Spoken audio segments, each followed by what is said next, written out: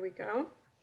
And welcome. I'm delighted to have you all here from many corners. It's always great to have this time once a quarter to really put our heads together, learn from our peers, and have a chance to share to help us all do what we do. Um, so here's what we're going to do for the next couple of hours. I'll go over just some basic housekeeping. There will be time for your announcements as well as mine. And then we will hear from Gail Schneider, who's with us from Texas, to talk about the virtual Fifth Street Cafe and related activities that her team has developed to support people during this time of the pandemic. And then we'll hear from Andrew Morton from Time Slips. I'm sure many of you are familiar with Time Slips, which is a wonderful organization that many memory cafes have really found to be a great source of content and free content at that. And Time Slips has a new offering called engagement parties. So Andrew's going to talk to us about that because, again, it's something that a lot of memory cafes could probably benefit from, and it's all available free, which is amazing. And after that, I'm going to talk you through the results of our most recent Percolator survey, which is about how we served people during the pandemic. I'm just going to actually take a moment and mute everybody. And if I could ask folks to keep yourselves on mute while you're not talking, that would be great. We will have discussion opportunities throughout, and we'll also have a couple of little stretch breaks built in because I don't want people sitting for 2 hours without getting a chance to stretch. Not on my watch. So don't worry, you'll have a chance to move around a little bit in there. So with that, housekeeping. So I am recording the meeting. And if anyone feels sensitive about the possibility of appearing on camera, feel free to turn off your video if you prefer. We have got a large group today, climbing up to 80 people, so you probably would not appear, but if you're worried about that, feel free to turn off your video. That said, we love to see you, so if you're comfortable leaving your video on, that's great. And I will be posting the slides and the recording on the Percolator webpage within a week or two. Please keep your audio muted unless you're talking, and please use the chat function at any point to send questions and comments. And I'd love it if folks would just say hello so everyone gets an idea of who is here and where they are coming from geographically. I see some folks are already doing that, so please feel free to say hi in the chat. Let us know where you're coming from, and if you want to mention an organizational affiliation, that's great too.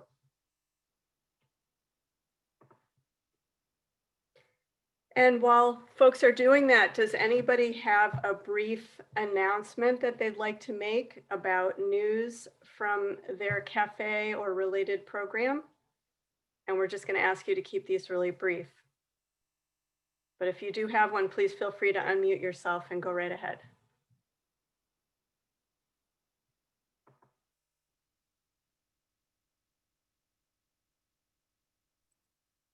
Hi, this is Amy from Boston. We just launched our 2 virtual cafes last month, one for Black and African American participants and one for Spanish-speaking participants. And we were able to get some tablets donated. So I just wanted to make that quick announcement that if technology is a barrier for either of those participants who would want to join the Memory Cafe, we are able to get some tablets to people with preloaded free Wi-Fi. So we're really excited about that, and please feel free to share. It is on the JFNCS directory. Thank you so much, Amy. It's really exciting to see those 2 cafes now open on a virtual basis.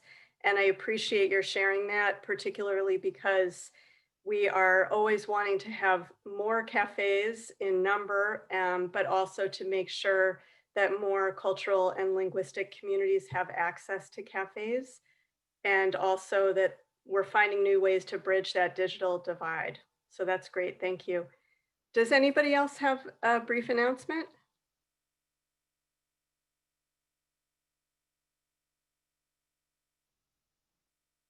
Everybody's so quiet today. I think you all need coffee.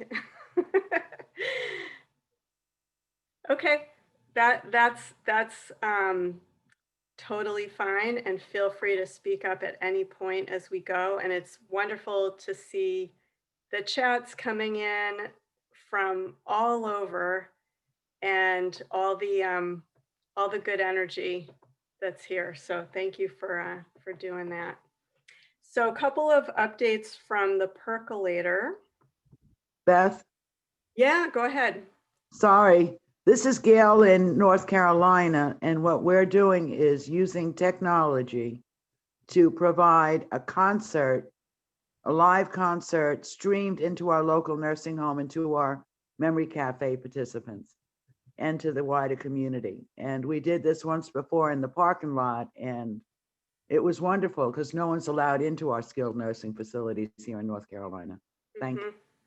Thank you, Gail. I appreciate that so much. It is a particularly cruel feature of COVID that nursing homes and other residential care places are now many of them completely shut down or virtually shut down. And so people are alone.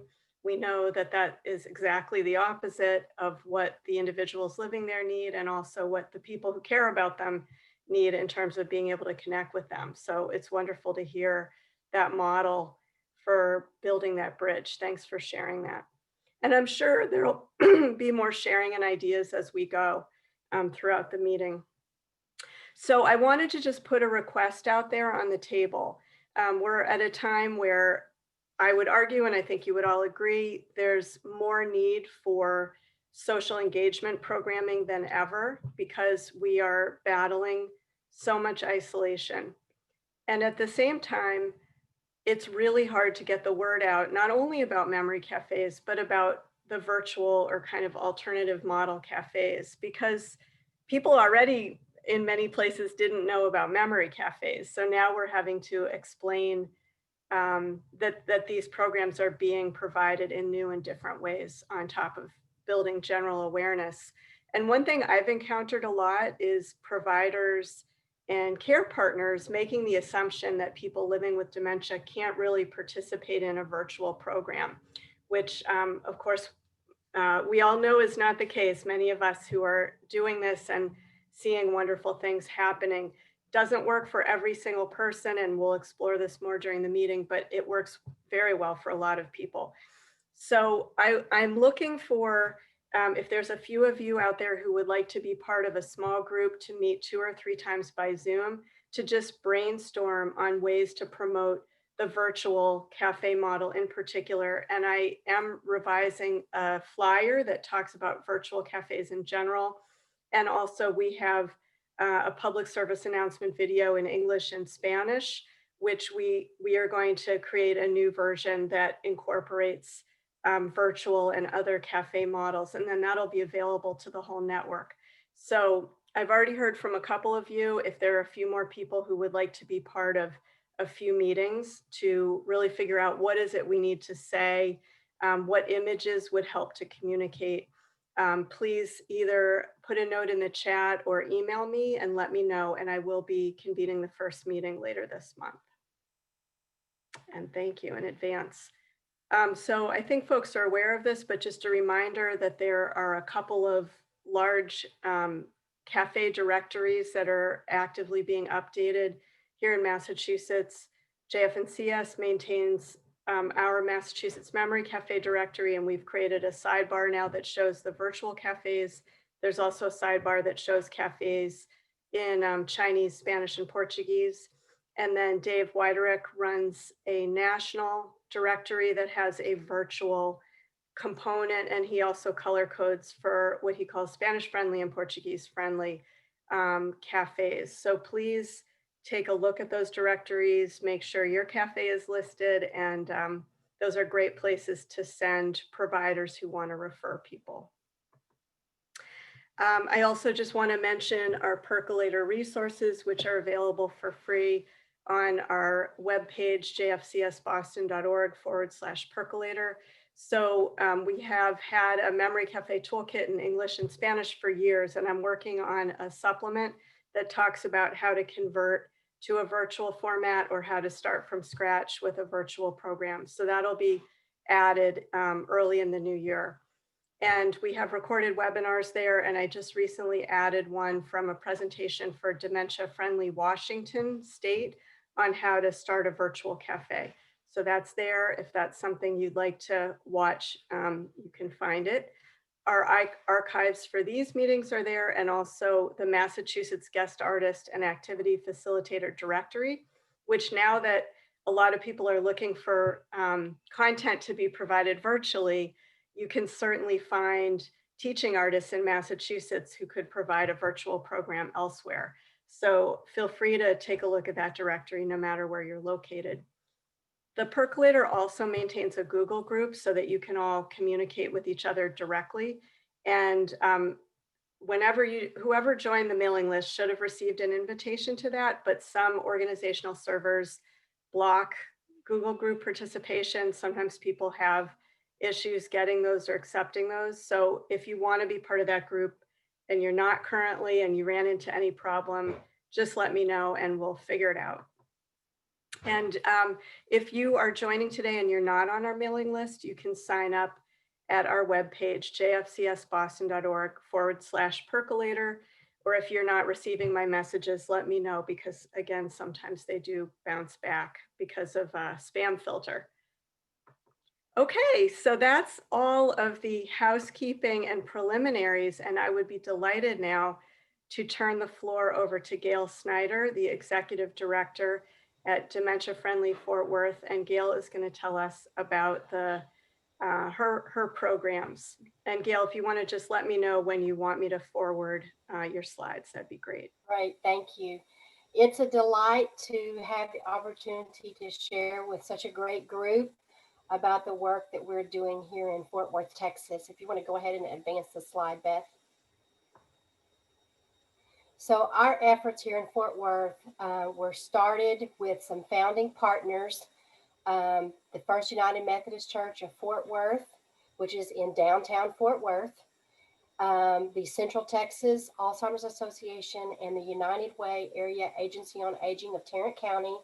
And we are one of the few places where United Way and Area Agency on Aging is a combined entity. They work together in their programs and their grant funding, which provides many advantages to our area.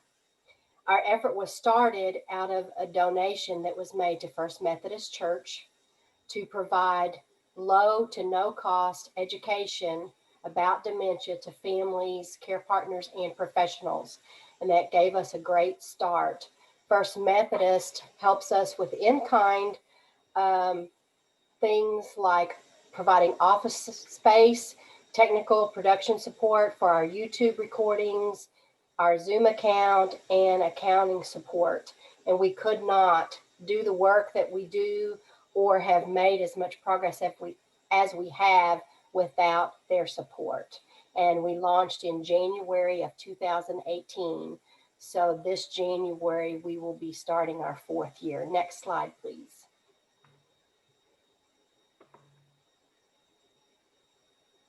So after the program had been started in the fall of 2019, we launched an in-person memory cafe called 5th Street Cafe. And it's named 5th Street Cafe because it's on 5th Street, which is on the edge of downtown Fort Worth. And it was an in-person program that was meeting 2 times a month. At the beginning of the program, we had social time, and then we moved into a group activity. And I've listed some of the things that we've done, which I'm sure are familiar to those of you who have done in-person cafes. Crafts, sing-alongs, exercise, and we have a local nonprofit entity called Texas Winds Musical Outreach.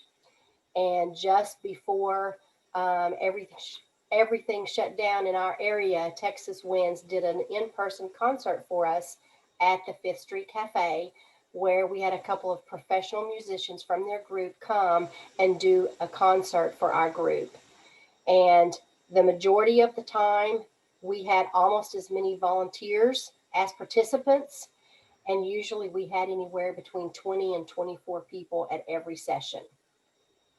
And is a combination of individuals who learned about us through our dementia-friendly chapel service, and I'll tell you a little bit more about that toward the end. And we also had some participation from some assisted living and memory care communities who also joined us. After things were shut down in our area, we began to look for ways to continue our programming to meet the needs of people living with dementia and their care partners. And so we transitioned the virtual cafe. We transitioned the cafe to a virtual cafe, and we changed up the time a little bit. So it meets from 11:15 to 12:15. We use Zoom, and we meet every Wednesday, where when we were virtual or when we were in person, we were only meeting twice a month. It offers a social time, and it's strictly a social time. And when I get to the next part of the presentation, it will make more sense as to why we don't have planned activities for the cafe. But it's a great way for the participants and their care partners to be a part of a social gathering where they can just be themselves and talk about whatever they want to talk about.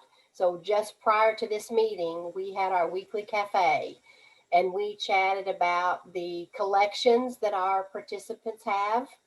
We chatted about art. We had someone share some poems that they had written, and talked about some holiday things as well. Next slide, please. So this is our advertisement logo for the Fifth Street Cafe, and the link where anyone can join that program. I do like for individuals to email me through our registration service or contact me by phone to register for that program, just so we know who's joining. Next slide. So when the pandemic hit, we again began to explore what options do we have to continue to provide services, because prior to that, we were doing a lot of in-person trainings and educational presentations for families and professionals, and we were no longer able to do that. So in April, we launched a program called Activities for People Living at Home with Dementia, and we were able to launch that with some temporary funding from the University of North Texas Health Science Center. And that gave us funding basically for 1 month of the program.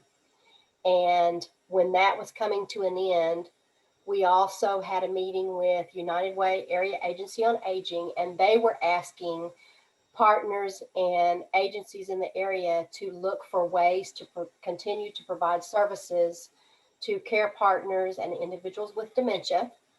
And so we submitted a proposal to offer the activities program, and it's offered 5 days a week.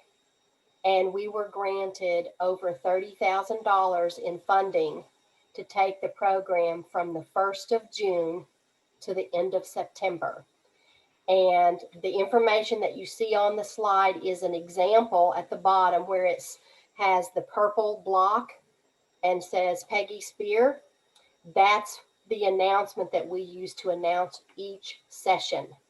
And Peggy Spear is a person from the Amon Carter Museum of American Art.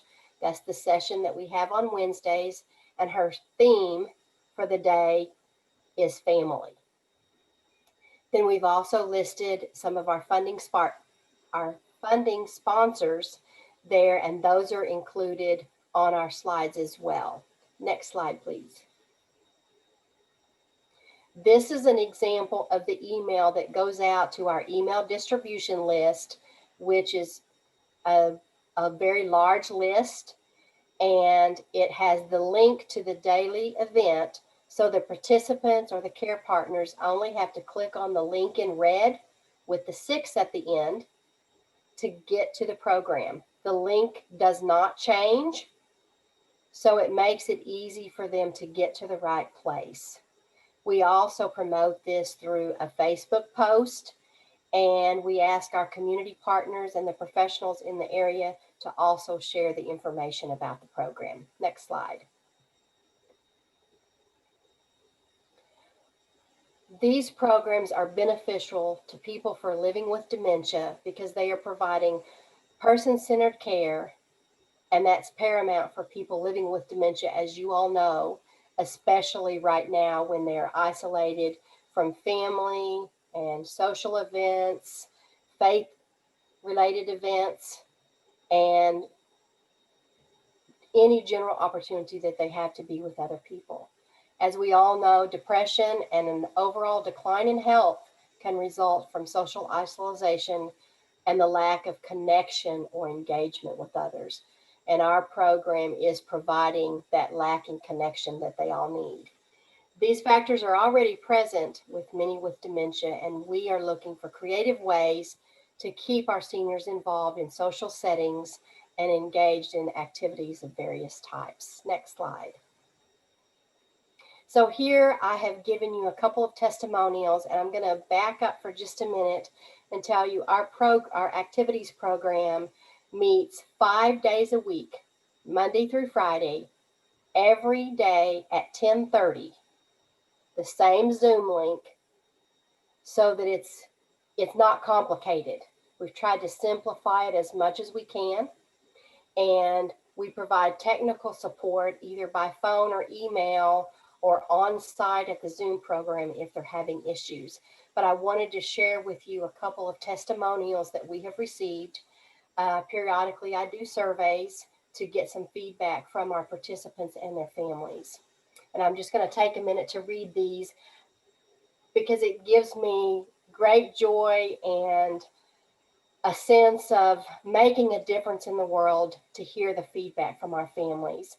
The picture on this slide is actually the individual named Paulette. She says, "I would like to take a moment to brag on Gail, who runs the activities for people living at home with dementia. The program is for people suffering with Alzheimer's disease and is fabulous.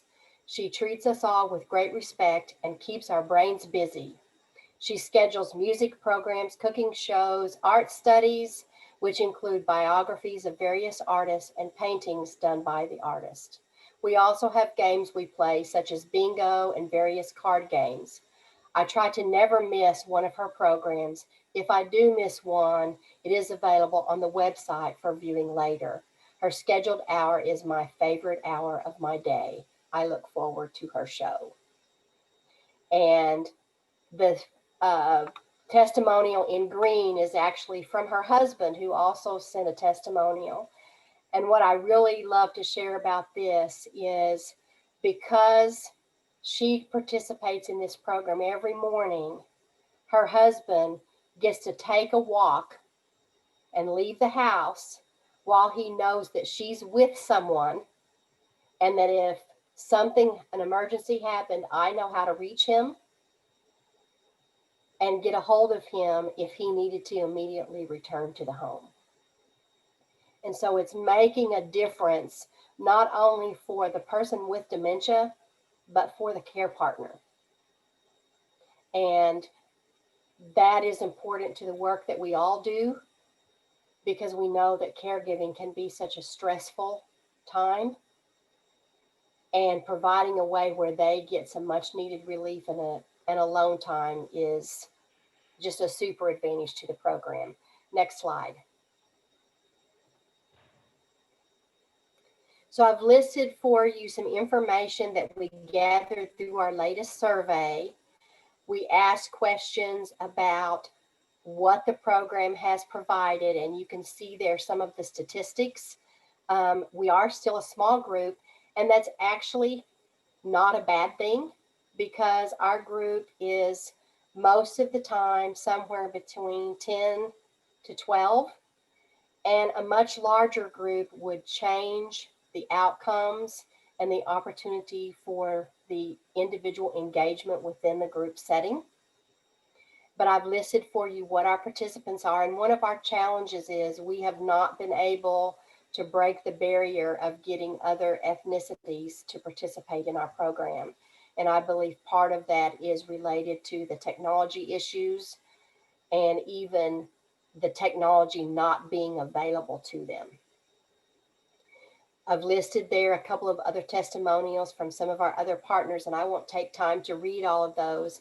I shared them there in complete form so that when Beth shares this with you, you'll have all that information. Next slide, please, Beth. So this is one of the graphics that we've used in some of our presentations that just highlights some of the programs that we do. And the Dementia Friendly Chapel service was also a previously in-person program, and it has moved to a virtual format and post as a live event on Facebook every Sunday at 2 p.m. And then it's made available for on-demand use through a YouTube channel as well. And our Dementia Friendly Chapel service is familiar scripture readings and old hymns. And Linda Abel, the president of Dementia Friendly Fort Worth, is the main coordinator for that program. We have someone who's 92, a retired minister, wonderful vocalist and piano player who provides the music for the chapel service.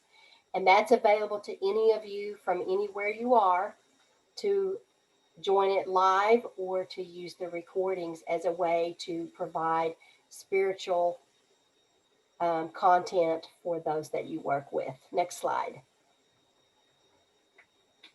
This is a grouping of many of the sponsors, either in funding or providing presenters for our activities program.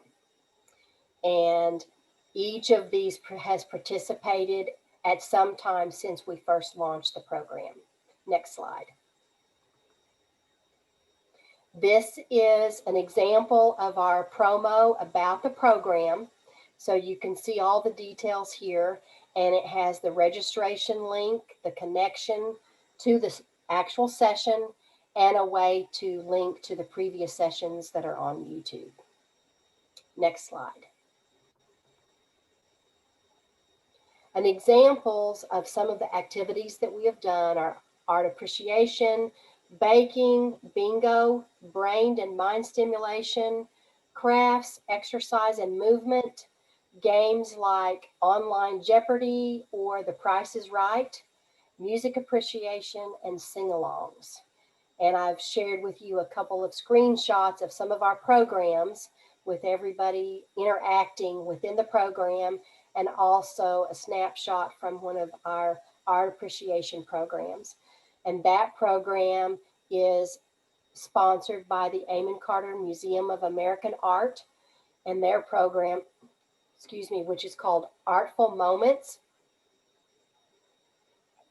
That was an in-person program that met monthly prior to COVID, and we partnered with them to make that a part of our program. And our participants love it. We have a group of very creative, artistic individuals, and they love the Wednesday art program. Next slide. What's really great about this program is that it provides an opportunity for our participants to be in a non-judgmental atmosphere and have opportunities to voice their own opinions and ideas, and to participate at whatever level they are at with their dementia.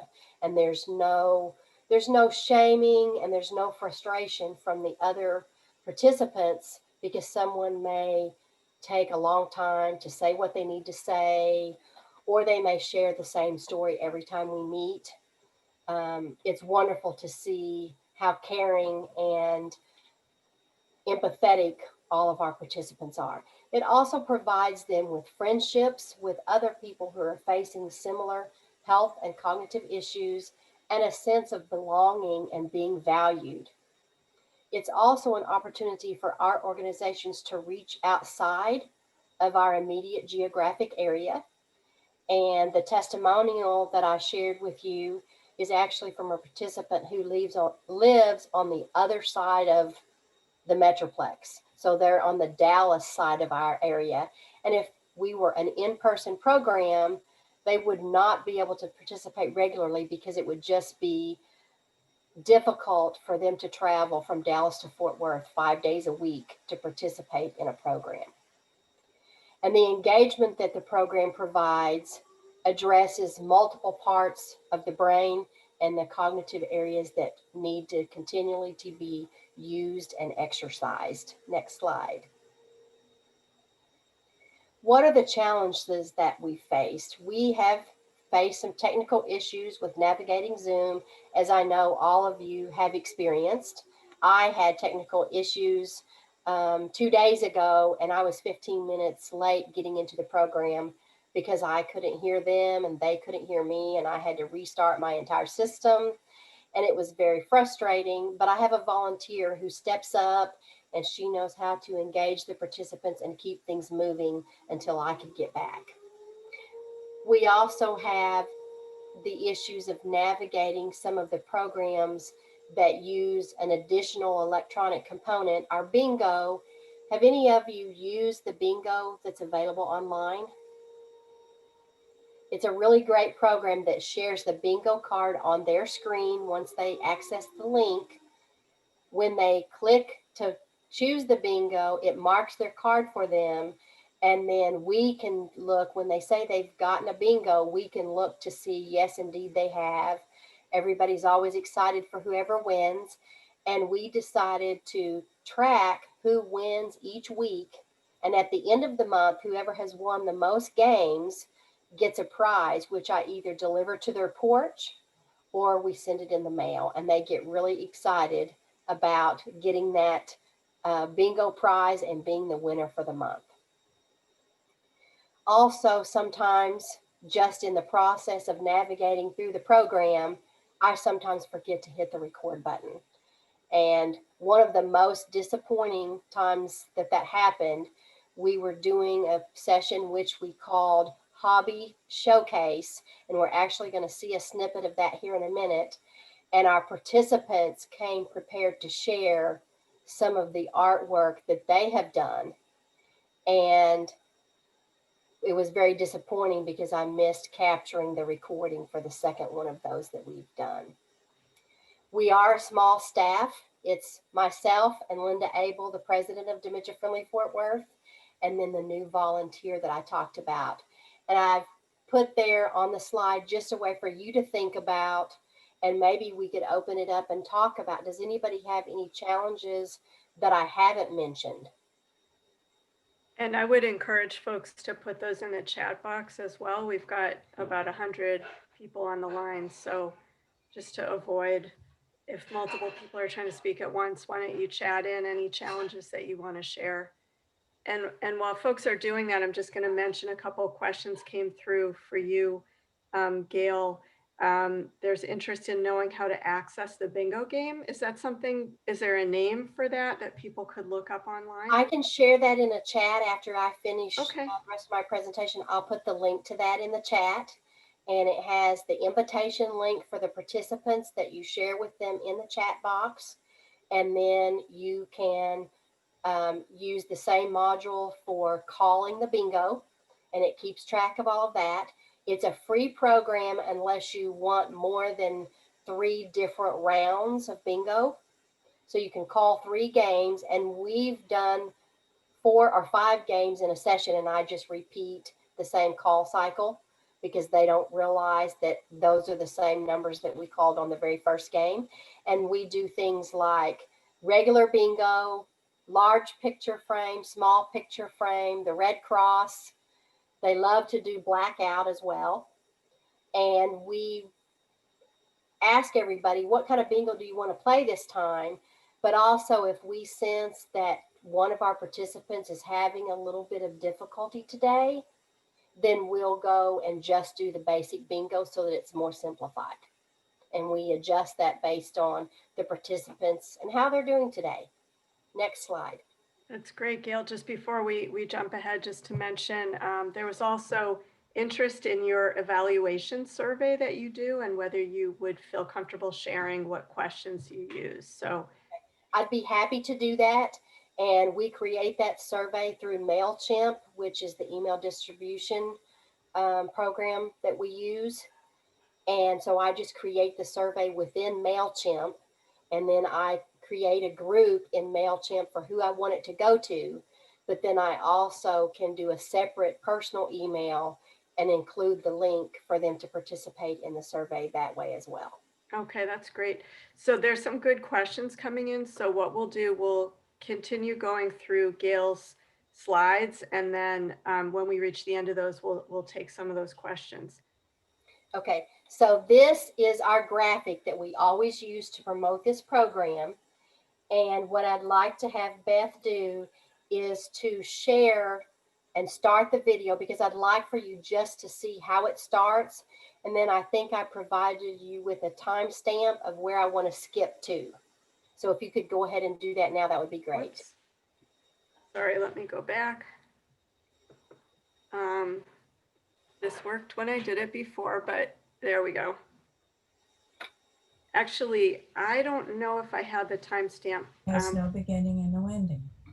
The colors Is this are okay, primary Gail? colors. The red represents We're not seeing the video. the Oh, you're blue not. standing Okay. for the Holy Spirit. Okay, so then what I need to do is stop sharing my slides, and I'm going to just share the video. Sometimes it lets you stay within. Okay, do you see the video now? Yes. Okay, where do you want me to start it, Gail? So start it at the very beginning so they can see how I introduce the program. Okay. Good morning, everyone, and welcome to Activities for People Living at Home with Dementia. My name is Gail Snyder. I'm the Executive Director for Dementia Friendly Fort Worth.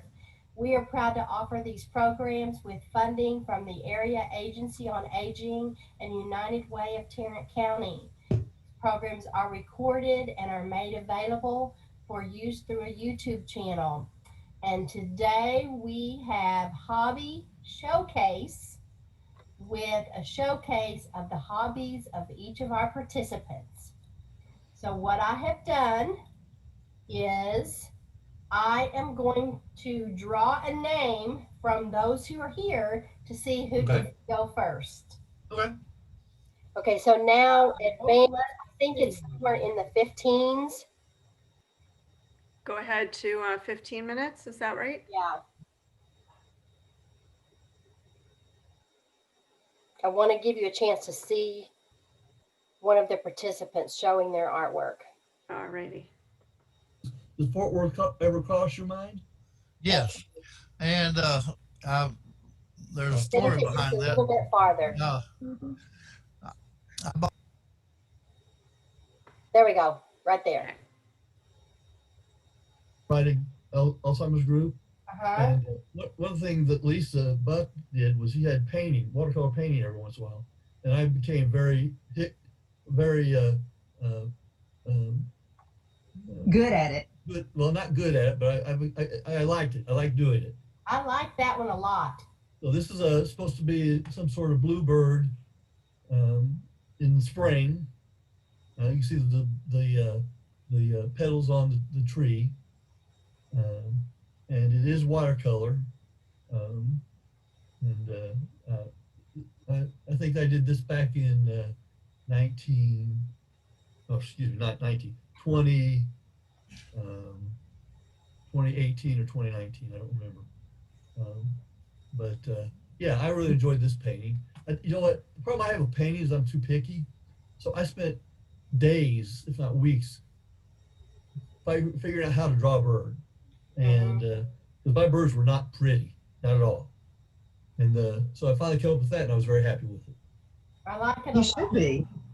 Yeah. I take most of my paintings off internet that have painting demonstrations. Mm-hmm. So they're all free use. Okay, you can go ahead and stop the video. Mine's a little bit different than the painting was. Okay. So, and you can go back to the presentation. I have just a couple other slides, but what I wanted you to see is the participant actually sharing about their artwork. And if you go and watch the rest of that, the other participants are giving feedback and sharing what they see in his artwork and giving him some good kudos and congratulating him on how good his artwork is. And he shared a little bit later that he only started painting after he was diagnosed with Alzheimer's or memory loss. He was an engineer by trade, and he's been painting since his diagnosis, and he has some really great work, and you can see some of the other artwork that he's done in the rest of that program. So go ahead and advance to the next slide. So this slide just highlights our Cookie Conversations program, which we typically do about every other Thursday. And because I'm mostly working from home, I go to my kitchen and do a cooking demonstration on some type of cookies. And we talk about the recipe, the smells, the ingredients, where chocolate comes from, and just have a conversation while I'm putting the cookies together. And then we show the cookies when they're completed. And early on, one of the participants said, you know, we need a scratch and sniff so we can smell what you're smelling. And so that gave me the idea how exciting and neat it would be for them to actually get cookies in the mail. And so I started where after we bake the cookies, I spend the rest of the afternoon putting together boxes of cookies that I mail out to each participant for the program that day. And they get so excited. We talk about that, and sometimes one of the participants will say, I'm going outside to wait by my mailbox for my cookies. And then the next time we meet, we talk about, did they get their cookies? You know, are they going to get them tomorrow? What they tasted like? And they're always so complimentary that it's almost embarrassing because they're just so excited and so complimentary about the work, and they enjoy it so much. And last week we made chocolate turtles, and they got those in the mail yesterday. And so I encouraged everyone to, on Monday, I said, if you get your cookies or your candies, bring it to the program, and we're all going to share one together on the program. And so that's what we did at the end of the program yesterday, and they really loved that. Next slide, please. This is just the promo that I wanted to share with you that we use for our partnership with the Amon Carter Museum of American Art. They have our program listed on their website. We have it listed on our website, and we also have flyers and things that we can email out. And this graphic goes out with all of the announcement about the weekly program. Next slide. And then I talked a little bit about the Texas Winds program. This is the promo for that, and it's different professional musicians every week, and they basically do a private concert for our group via Zoom. Next slide. This is the graphic for the chapel service that I mentioned. There is a link there where you can go and see all of the chapel services that have been recorded since April, and those are available on demand, and we encourage you and invite you to use those in whatever way they fit into the programming and the work with the clients that you are working with. Next slide. And I just want to say thank you for what you do to help improve the daily life of people living with dementia and their care partners, because they need us. This small group of people that I'm currently working with, it's making a difference in their day, and I can see that on a daily basis. And we've really built some great friendships and some great connections, and they look forward to being together. And we have one of our couples who attends, and they went away to see their children, and they are going to be gone for a month, and they are joining us from where they are because it's an important part of their day. So thank you all so much for the opportunity to share with you what we're doing. And I look forward to answering your questions and providing some additional links in the chat box related to the questions that you've had. Thank you. Thank you so much, Gail. And I'm working on pulling up the chat here. For some reason, it seems to have vanished for me, but I'm going to mention some of the questions that came in. And a comment you made earlier was that it's not always easy to attract people from a variety of cultural and linguistic communities in your area. And that is something that we've explored in this group before. And I'll just mention a few ideas that have come in to really think about the images, the photos, to show people of different cultural backgrounds, to really form relationships with providers, in different cultural communities. And also, we know most people find their way to cafes through word of mouth. So I think those relationships, and just being mindful that for a lot of people, in addition to the barriers that are inherent with living with dementia, there can be language barriers and barriers of historic discrimination, and that are additional to overcome. So it tends to be something people have to be pretty intentional about building those bridges, because there's lots of barriers that make it hard for people to join. So I just wanted to share those thoughts, which we've discussed at previous meetings. So there were questions about using the one Zoom link, which clearly makes it simpler for people to join. And there were a couple comments in the chat about, have you had any problems with, people hacking the meeting because the Zoom link is kind of out there? We have not had one single incident. That Zoom link, we have the opportunity to have that consistent link because First United Methodist, they have a series of Zoom rooms. So they have about 7 or 8 Zoom rooms that are available, and I go through their scheduling module to schedule my events.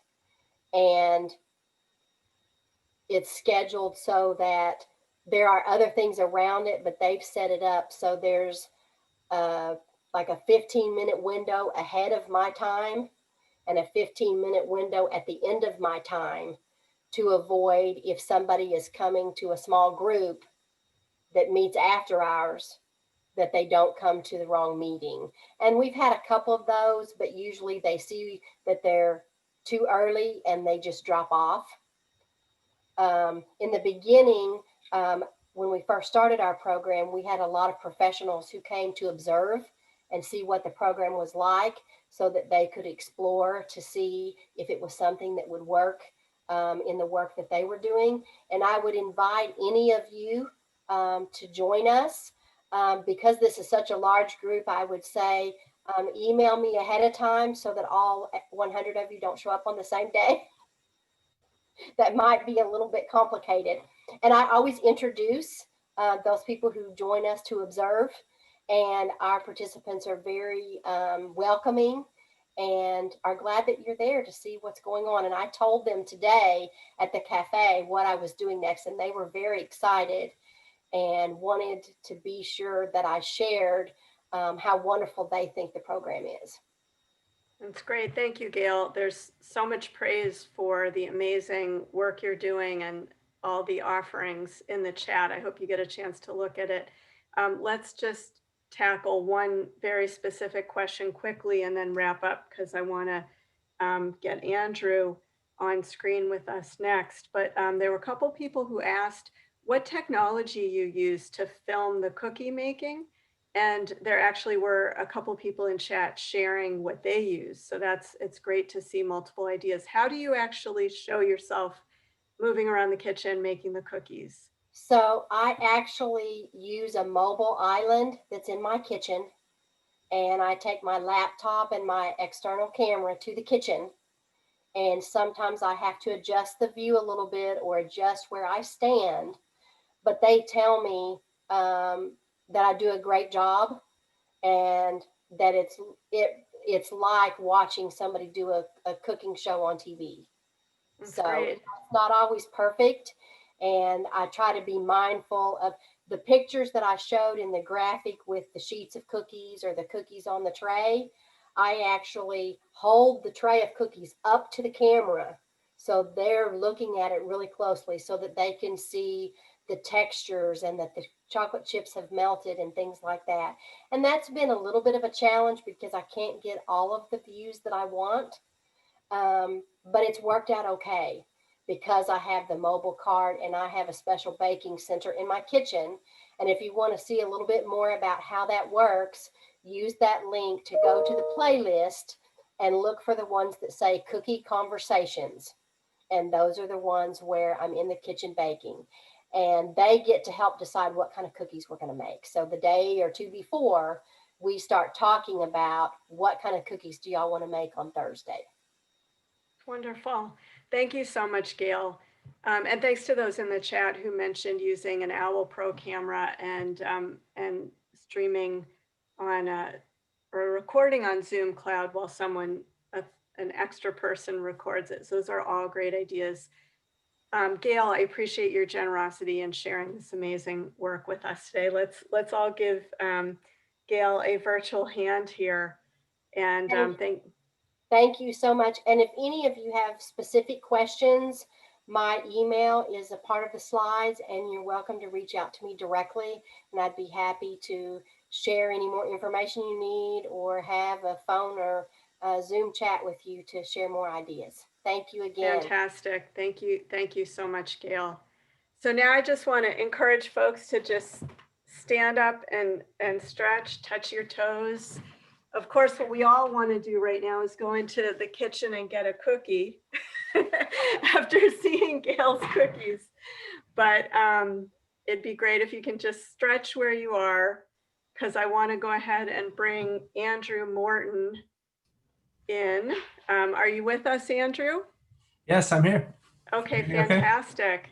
So I would love to introduce Andrew Morton, who's with Time Slips.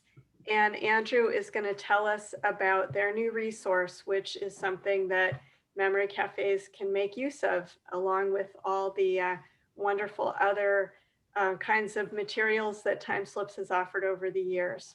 So Andrew, why don't I let you take it from here and just let me know when you want your slides advanced. Will do.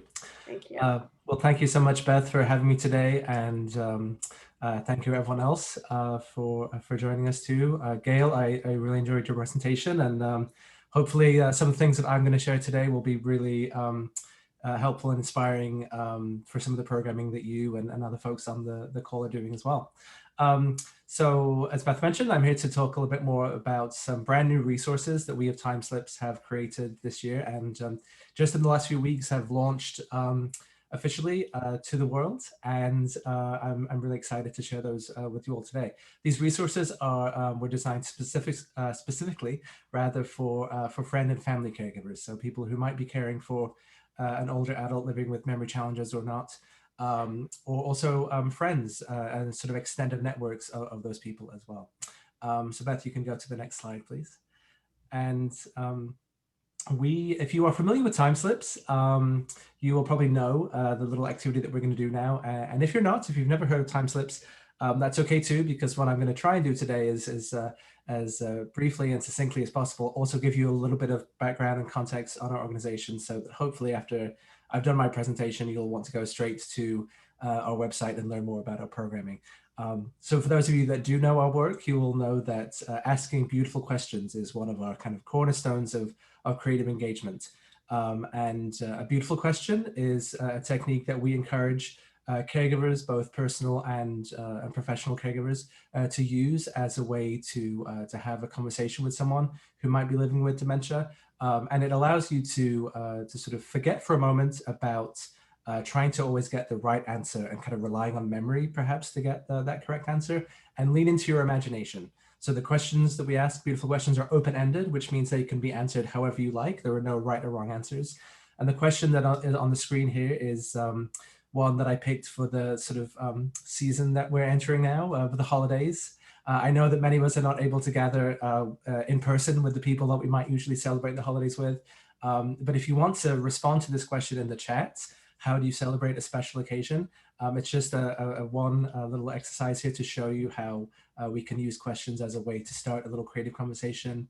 I know that sharing food is often a very popular response here. So Gail, your conversation about cookies made me get up and go to the kitchen and get myself a little snack of some little chocolate covered cookies as well. So I see Mandy's got a response there in the chat there with loved ones and gratitude, and with cake. Thank you, Harper. So please keep putting in your responses to this beautiful question as I continue over the next few slides. So Beth, you can go to the next one, please. Andrew, if I could just interject with a little commercial message for the beautiful questions. At My Memory Cafe, we spend the last half hour of every cafe session having a conversation based on one of the beautiful questions. and we partner with a student group at Brandeis University. So I ask the students to choose one of the questions in advance. So it's really a wonderful repository of just excellent conversation starters that work really well at cafes. We even started using it at our caregiver support group as well. Great, thank you. So as I mentioned a few minutes ago, for those of you who don't know who we are at Timeslips, just trying to give you, a brief little background on our organization. So for 20 years, we've been working with care partners and encouraging them to replace the pressure to remember with what I mentioned earlier, that freedom to imagine. And by doing that, we invite people to bring meaning and purpose into the lives of elders through a variety of creative engagement activities. On our website, and I'll show you a couple of examples of these later on, we offer hundreds of prompts and online tools to introduce people to creative engagement. Creative storytelling is one of our other kind of most well-known activities, and we'll get to demonstrate a little bit of that in a moment. And again, our techniques and our resources can really be used for people of all ages and abilities. Even though we began as an organization doing creative engagement with people living with dementia, we find that many people use our techniques in a variety of populations and contexts. And again, we encourage people to harness the power of imagination to change the way the world understands aging and dementia. So if you want to go to the next slide, Beth. And in addition to those resources that I mentioned that are on our website, this year we have just launched some brand new resources aimed specifically at friend and family caregivers. Those resources can be found and accessed on our Timeslips website, which is www.timeslips.org, and I'll share the link with you before I go today. And then there's a subpage on that website specifically for friends and family members. So on that page, you will see that we have a brand new online training that was created again specifically for people who are a family member of someone living with memory loss, or a friend or a neighbor. The training takes about 45 minutes to complete and gives you hopefully a nice introduction to Timeslips and how to use some of our creative engagements as part of your caregiving. But we also launched a new program this year called the Timeslips Engagement Party. And so we have resources on that section of the Timeslips website to encourage you to host your own engagement party. Now, we began this project about 2 years ago, and of course, like many of us, we've had to change our plans a little bit this year and adjust our resources a little bit. And we've designed the resources in a way that hopefully when we do feel it's safe and appropriate to gather for small in-person gatherings again, you can use our resources to host an in-person party or celebration. But over the last few months, I've also been hosting several virtual engagement parties. And so we encourage people right now to also use our resources as a way to provide this information to people that you might be just meeting in a virtual session like this.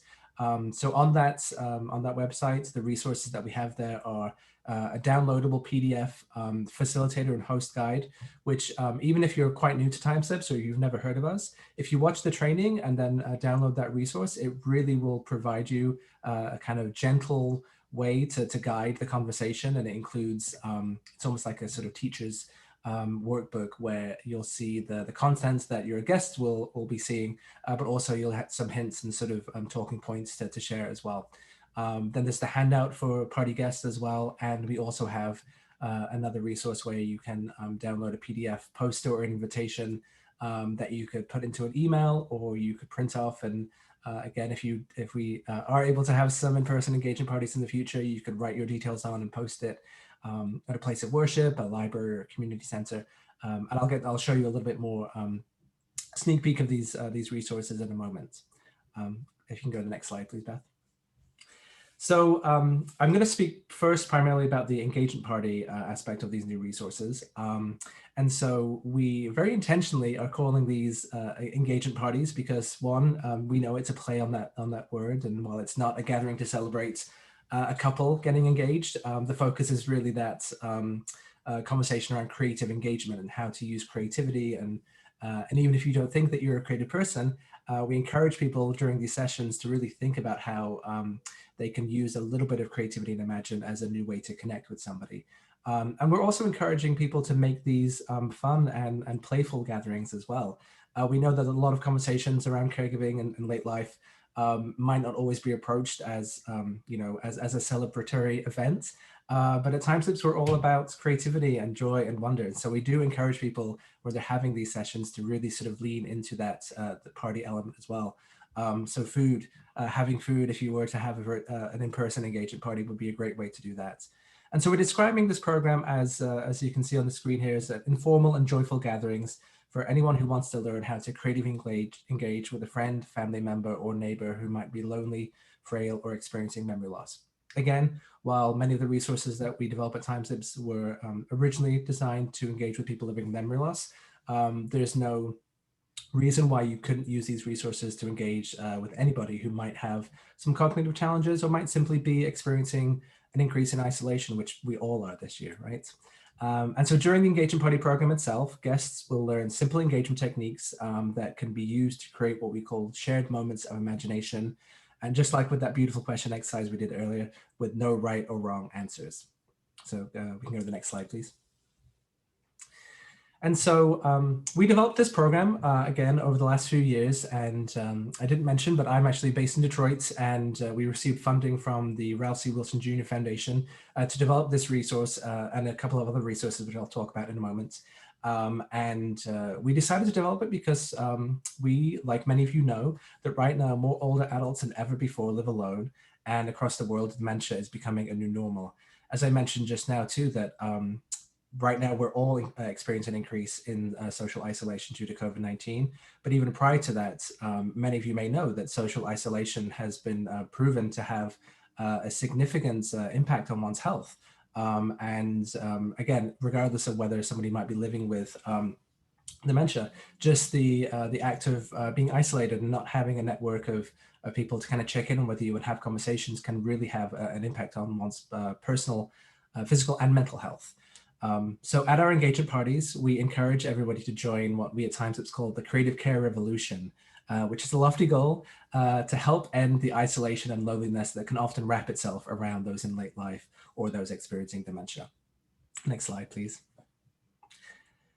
So as I've mentioned a little bit already, the engagement party was designed primarily for caregivers, but we really want these to be fun for anybody.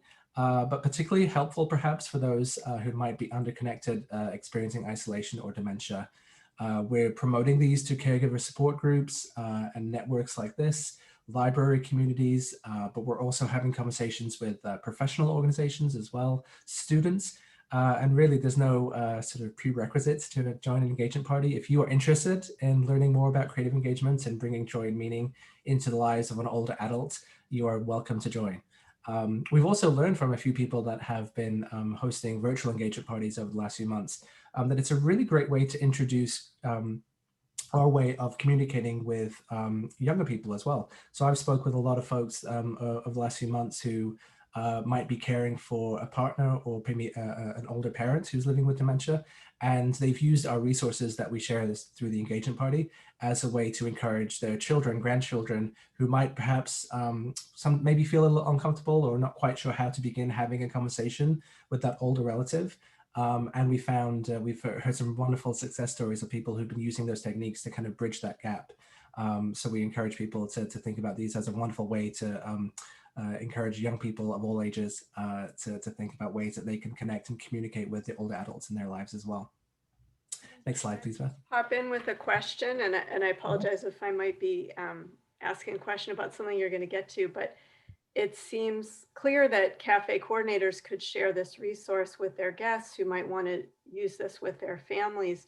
In addition, it seems that cafe coordinators could go through the training and download the guide and simply host an engagement party at their cafe. I often describe memory cafes as parties to people who are not familiar with them, and I'm trying to, let them know what the atmosphere is like, or people who want to volunteer. I say it's like hosting a party. So if you feel like doing that, you'd love volunteering at a memory cafe.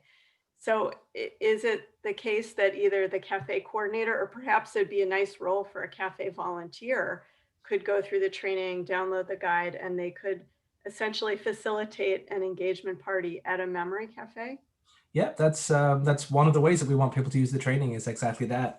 Particularly that people who might also kind of have access to a group, whether it's a caregiver support group. So we've designed the resources in a way that you don't necessarily need to connect with somebody at TimeSlips directly. You can take the resources from our website and run with them and use them however you like. But also recognizing that for some people, the thought of leading a training or leading a workshop might be quite, quite scary for them, but they're still interested in learning our techniques. So the online training that I mentioned too, which again only takes about 45 minutes, is a great way for somebody who just maybe wants to learn more about the techniques and maybe use them at home if they're caring for a loved one at home.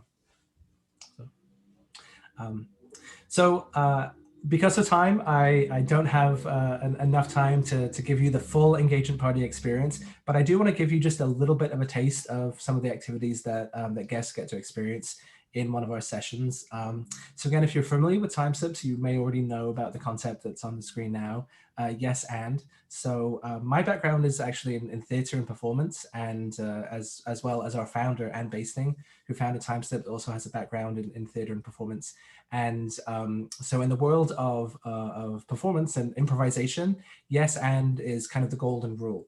So if you're familiar with the television show Whose Line Is It Anyway, or shows here in the States like Saturday Night Live, a lot of that improvised comedy, yes and is essential to keeping the story going, and it really relies on people working together to affirm whatever response they're given and build from that.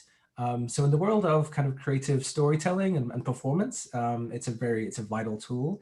But in the world of healthcare and caregiving, it can be quite for some people, quite a challenging tool to kind of adapt to using, because it's really asking us to accept the person that we're caring for exactly as they are now in that moment, and not who they used to be. So particularly for those of us that might be caring for a family member or a loved one that we have a long relationship with, we know so many details about their life and who they are as a person. And it's really hard sometimes to kind of put that aside and just meet them as they are in this moment.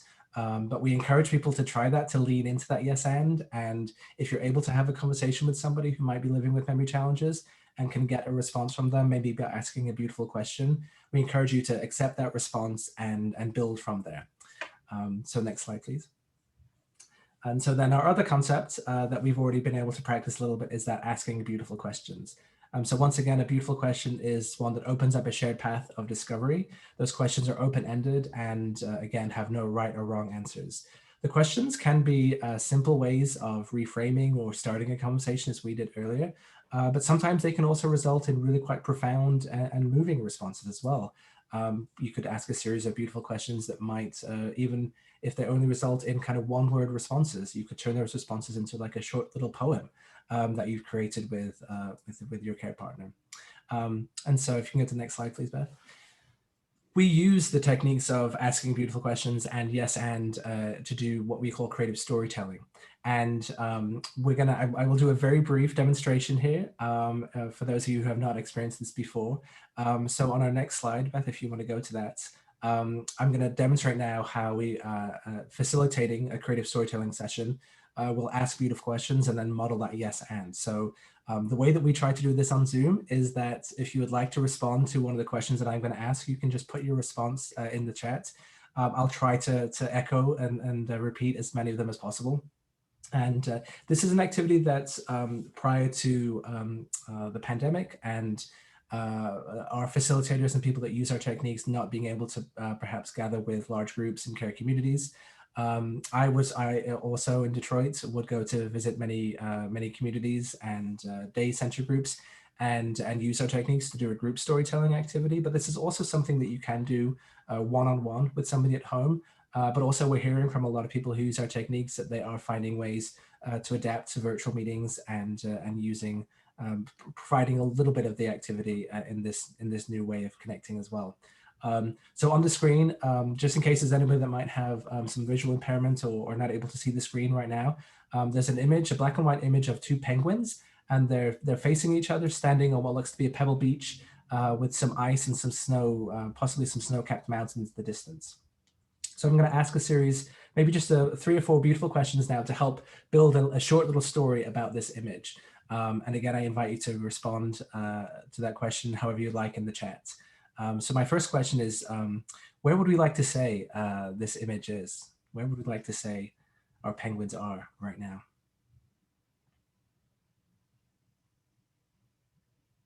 So Katie said they're in South Africa. Thank you, Katie. Robert also says South Africa. They're at home. Or New Zealand. Thank you, Kathy. In Florida. And they're about 100 yards in front of a glacier, says Cece. So we've got some other responses coming into Antarctica, South Pole. They're on vacation. So again, multiple different responses here, but we accept all of them. Thank you very much. And why don't we give our penguins names? What would we like to call our penguins? Bob and Sally. Thank you, Katie. Or Louise and Norman, Pete and Petra, Lucy and Ethel, Zoe and Henry, Rick and Rack. Now we go. The responses are coming in a bit too fast for me now. Lulu and Fred, Edith and Ralph. Fantastic. All wonderful answers. Pingy and Paul. I'll let you decide from those responses which are coming in, which names you would like to call the penguins for the time being. So we've got our two penguins, Frick and Frack, or Pingy and Paul. They might be in Antarctica or South Africa or New Zealand. Someone said they might be 100 feet, I think, away from a glacier. And what do we think? What might they be saying to one another? If they were having a conversation, what might they say to each other? Pan and Gwen, that's a great one, Laurie. Thank you. Oh, so they might be saying, "I love you." Okay, so we're maybe gonna have a little romantic story. Let's fish. I'm hungry. And when is this virus going to be over? Thank you, Lisa. Did you turn off the oven? Your turn for dinner. Can you believe we're actually here? Nice tux, going to a wedding. All right. It's your turn to watch the kids. Someone else who's taking care of that kid. Fantastic. And I'll just do one more question, again, just for this little demonstration to help think about inviting sensory responses as well. So looking at this image, what sounds do you imagine we might hear, or penguins might hear? What sounds might be in their environment right now? The sound of the ocean, birds chirping, the waves crashing and wind blowing, ice cracking, seagulls. So seagulls are a great example. If I was doing a session in person and I might have some people in the group who are not as verbal as others, I might ask us to make the sound of seagulls together and say, what does a seagull sound like? And you can make that sound yourself, or you can make a gesture for perhaps the crashing waves or the blowing wind. So we've got a few more there. Lapping water on the shore, seabirds crowing. Thank you. Fantastic. Well, I'll pause there because I just have a little bit more to talk about and I want to be conscious of our time. So hopefully that just gave you a little a brief taste of the types of core techniques of using image prompts or other creative prompts as a way to engage people's imagination. If you are new to this technique, it might sound familiar. Gail mentioned in her presentation partnering with art museums and any kind of organization that might practice kind of visual thinking strategies or using an artwork in a museum and asking questions, again, those open-ended questions to kind of elicit a response. Our techniques are quite similar to that. In a traditional creative storytelling session, I would read the story again from start to end to kind of show the complete story, and that's when it takes on a little bit more of a performative aspect. I'm not going to do that right now because of time, and I want to share a few more other resources with you. But I hope that at least gave you a little brief taste of the time steps techniques and how we apply those beautiful questions and again, yes, and. So we had multiple responses that came into those questions, but not one point did I say that, oh no, that's not a good answer, that, oh, why would they be in that place? I echoed and accepted all of the responses that we got, even if some maybe contradicted one another. But I will say that you had some great responses in there. So I imagine there might be some people who are very familiar with these techniques, but if not, and that was your first time, wonderful example of how even if you think you're not a very creative person, you can be. And there's something we often say at Time Tips that if you can breathe, creativity is an innate human characteristic. Even those of us that maybe don't think we are very artistic, we are all creative beings. So if you can breathe, you can create. So thank you, Beth. We can go to the next slide. So now I just want to tell you a little bit more about those resources that are on our website. So I mentioned that we have a new friends and family subpage or section of the website where to access those full resources, you will have to have an account with our website. But If you don't have one, when you first go to the website at the top here, you'll see when that little orange circle is there, Beth. If you click it again, it should kind of highlight a little bit. There we go. That's where you can click to sign up. And so you'll just provide a few basic details and you'll have an account on our website. And then when you log in, you'll be able to access the full resources that we have. So if you go to the next slide, please, Beth. So then to get to that specific page, you'll go to the services menu that is in those sort of options in the horizontal line there, just under the TimeSlips logo. Under services, then you'll see an option to click on friends and family. If you click on that, if you want to go to the next slide, Beth, then you'll see on the next page the resources that I was talking about. So that's where that 45-minute training that again covers some of the basics of our TimeSlips creative engagement techniques, and also provide some examples of how you can use those as both kind of planned special events for creative engagement, but also weave our techniques into everyday conversations, particularly if you are a caregiver caring for someone at home. There might be times in an any day situation where you might find asking an open-ended question or a beautiful question might be a wonderful way to avoid maybe a little bit of frustration or any kind of moments where you recognize that your care partner might be getting a little frustrated, or perhaps just trying to start a new conversation. That might be a more gentle way to ease them into that. You'll also see on that page is where you can download those resources to host an engagement party. So those 3 little squares at the bottom there, if you would click on those, the PDF documents will open in a separate browser, a window rather, and then you can print those off or email them to somebody if you're having a virtual session. So Beth is just showing us here that a glimpse of what those resources look like. So I mentioned earlier we have the invitation kind of post template that you can use. Again, you could share that virtually for a virtual session, or print off and mail or post for an in-person gathering. Then we have the guest handouts and the facilitator guide. If you go to the next slide, Beth, I'll show you a little bit closer view of what that host guide looks like. And so this is the one that, again, if for Café coordinators, support group facilitators, anybody that would like to kind of use this program as a resource to share with others, this is that document that's going to be really helpful to do that. So the one, the page there that says step 1, lean into your creativity, that's a page from the guest handout. So that's what you would print off or email to people attending your party. And then the second page there is you see the same content on that page, but that little column on the to the left-hand side of it has those kind of speaking points and tips for what the facilitator can do or say in the moments to introduce that material. So again, if you even if you don't feel the most confident facilitator or sort of guide, hopefully the facilitator and host guide spells it out for you, and you can sort of kind of just read along there and use that as a way to share the material with others. So if you want to go to our next slide, please. So at the same time that we've been developing these resources, the engagement parties and the friends and family training, we've also been developing a new resource here in Michigan, which we're very excited to release to the world next year. This is the Creative Care Imagination Kit. So this is a physical resource that will include cards that have images on to use for image prompts and creative storytelling. And so the image of the penguins that we just used is actually going to be in that new kit. But it also has cards that have beautiful questions printed on. So this is a resource that people, again, we're hoping family caregivers might use. So they could take out a beautiful question card and show it to their loved one and ask that question, or perhaps even give the cards to the care partner and ask them to decide which question they want to ask of you. It also includes some tips on how to kind of extend those conversations into a little bit more kind of a creative activity called thoughtful actions. And it's also, the kit is kind of structured in a way, we don't like to necessarily call it a kind of board game or activity, but it has instructions and kind of guidelines in the same way that if you were playing a new game or kind of family activity, and it's the first time that you've played it, the instructions on how to use it are all kind of spelled out there for you. Something I want to highlight about this kit is that I know the image on the screen there is quite small to see, but we were very intentional about partnering. We partnered with a wonderful creative agency here in Detroit to design the kit for us.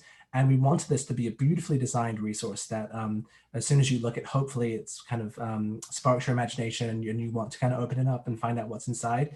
but also we made this in collaboration with caregiver support groups. So we had a series of focus groups beginning in early 2019, where we sort of pitch this idea and ask people to kind of give us their feedback.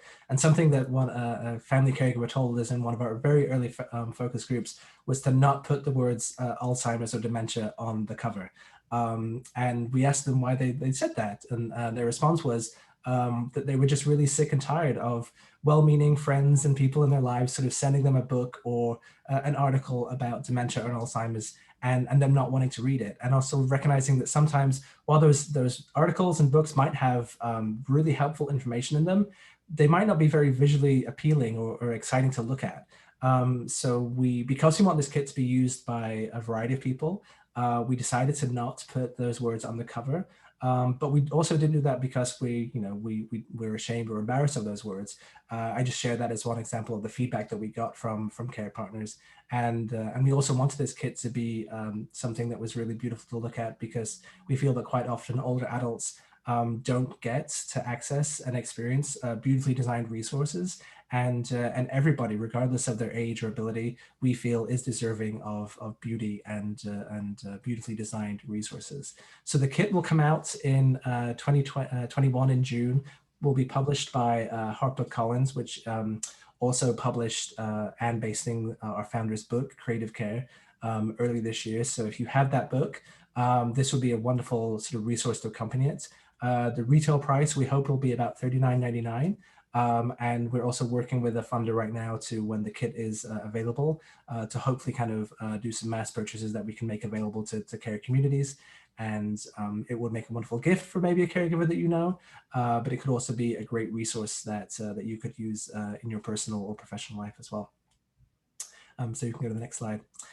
So as I'm wrapping up, I just want to give you a few sort of suggestions of what you could do next if anything I've shared here with this presentation piqued your interest. If you are interested in the engagement party format and learning a little bit more, maybe consider, if you are having some virtual gatherings over the holidays, maybe you could make part of those gatherings a virtual engagement party and download our resources, watch the training, and share that information with others. We've heard from a lot of folks too, perhaps one person in the family who kind of had taken on the role of maybe like the primary caregiver for a parent or a loved one. And maybe they share some frustration that their siblings or other family members aren't as actively engaged, or maybe don't communicate with the family members much because they might be a little scared or embarrassed and not really sure what to do or say. So this is a great opportunity to invite those people back into the caregiving village as well. Another activity that you can do is simply, if you know somebody that you think would really benefit from our program, is tell them about our friends and family training. The training itself probably only takes about 45 minutes to complete, so it's not a huge kind of drain on your time, and hopefully it will provide that person with a sort of gentle introduction to our techniques and inspire them to try them out themselves. And another very simple activity that we can all do is maybe there's someone in your life, a friend or family member, whether they're living with a memory loss or not. Right now, I think we're all experiencing that sort of increase in isolation and missing those social interactions. So it might be nice to just reach out to someone either via telephone, or maybe send them a little postcard, a handwritten note, and ask them a beautiful question. I know for me right now, at this time of year, I'm from the UK originally, and I'd probably be going back to England to visit friends and family over the Christmas season. And as I'm not able to do that right now, a great question, and I think many of us might be in that same sort of situation, a great example of a beautiful question to ask could be, if you had the ability to fly anywhere, where might you go? And see kind of what sort of imaginative journey that might take you on. We also have a lot more examples of beautiful questions on our website. So if you want to try those out, I encourage you to check our website. Next slide, please, Beth. Finally, next week on December 15th, we'll be doing another webinar, Time Slips, which is another sort of gathering for friends and family. This is just going to be another informal gathering where I'll share a little bit more information about the resources that I've talked about today, give a couple of demonstrations, and it's free to attend. And we encourage anybody that would maybe like to learn a little bit more about our resources to join us. I'm going to copy and paste the link to register into the chat right now. So you're welcome to join us. It starts at 2 p.m. Eastern, 1 p.m. Central, and it will probably also be archived and available on our website. So if you can't join us live, but would like to watch that at a later date, you can. We also have a lot of other webinars talking about our other programs that you're welcome to check out as well. So next slide, please, Beth. And once again, there is the link itself to check out the friends and family section of our website, but also my email address is on there. So if anybody has questions or would like to learn a little bit more about these resources that I've talked about or timeslips in general, feel free to reach me at andrew@timeslips.org. And thank you so much, Beth. I think there's one more slide. I think it's just our thank you, but I hope we still have some time. I know you've got some other business to cover, Beth, but if anyone has any questions and we've got a few minutes, I'm happy to answer some.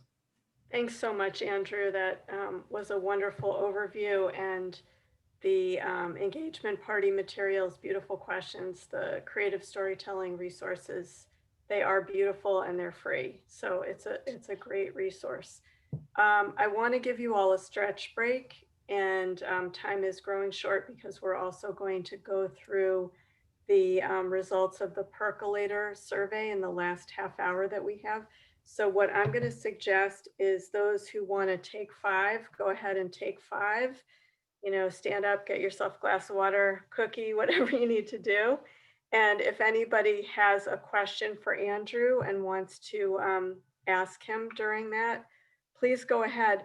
I'm having a strange Zoom issue, which is I cannot access the chat. I've never experienced this before. Maybe somebody has advice for me, but it's hidden and I keep selecting it and it's not coming up. So what that means is I can't see your comments in chat. So if you have a question for Andrew, please just go ahead and unmute yourself and ask your question verbally.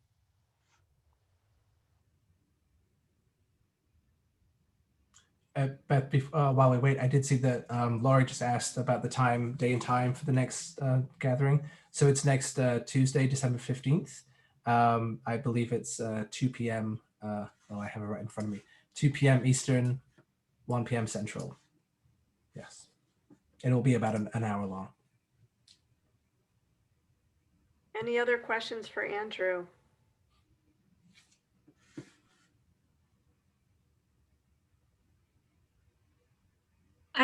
I'm sorry, I just have one. Will it be recorded? Did you say, Andrew? Yes, next week's webinar will be, definitely. And we also have some previous webinars about these resources and other programs that we have on our website as well. So you're welcome to go and check out and as many of those as you would like. Great, thank you so much. You're welcome. Anybody else with a question or comment for Andrew? Hi, Andrew. Thank you for chatting with us. This has been super helpful. I was wondering if you could talk a little more about, you said that the beautiful questions worked really well with youth, and if we were interested in building a sort of intergenerational Zoom program, how the beautiful questions might help form that. Yeah, well, we find that the beautiful questions, and again, we know we have a lot of people that use those completely in very different contexts to the world of caregiving or working with older adults.